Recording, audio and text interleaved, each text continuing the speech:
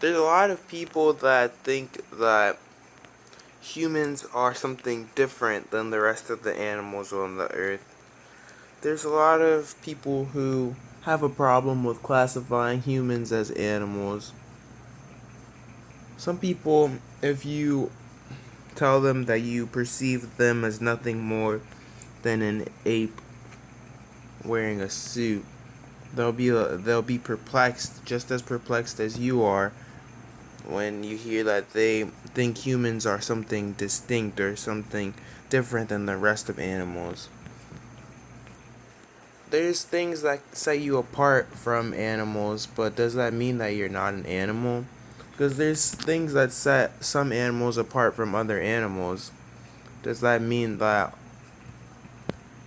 they're less of an animal than other animals? I don't know. There's a lot to it. They say things like humans have concepts that animals don't, but a lot of those concepts, when you look at nature, it's actually not just strictly human.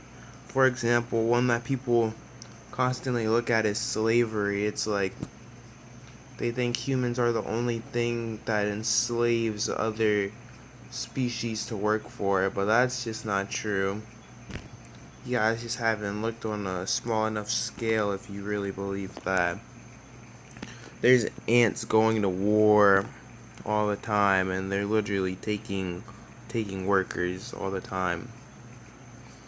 And then you have symbiotic relationships that could easily be viewed as like, okay, now you're subservient to me, because at the end of the day, the benefit of just having protection really doesn't do much.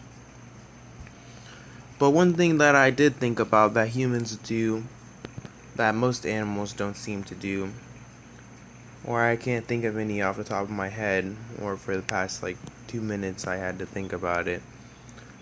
Humans are concerned about the way that they're being perceived.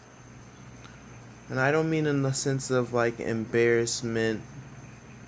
Well, that's a part of it, but just like you can tell when an animal's paying you attention. You could tell that, okay, maybe this animal is actually tapped into what I'm saying. Okay, sure, your dog's looking at you and it's listening and it's responding to your tones and all of that. But you don't you whenever you look at an animal, you see something like you just can tell that the faces that it's making, it isn't aware that it's acting like a certain way. Or maybe it is. I don't know. It's hard to draw an absolute because I really haven't thought on it that much.